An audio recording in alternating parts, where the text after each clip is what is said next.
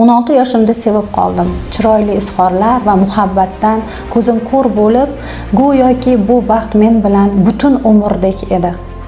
Ammo xiyonat ko'zlarimga g'azab va rashk o'tini yondirdi.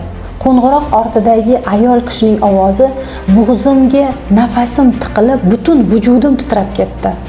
O'zimni iroda qila olmay qoldim. Qanday qilib unga 5 marta pichoq urganimni bilmay qoldim. Butun umrlik pushaymon yoki zulmat ichidagi yana bir imkon. Ushbu holat achinarli albatta. Tergov harakati davomida voyaga yetmagan qizimizga O'zbekiston Respublikasi Jinoyat kodeksining 97-qism moddasi qo'llanilib, 10 yildan 15 yilgacha ozodlikdan mahrum qilish jazosi qo'llanilishi mumkin edi.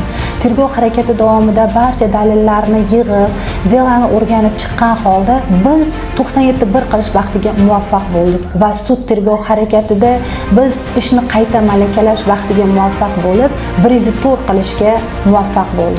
Demak, bu nima degani? Hurmatli fuqarolar, qonunlarimiz ishlamaydi emas, albatta ishlaydi. Ularni to'g'ri ishlata bilish kerak.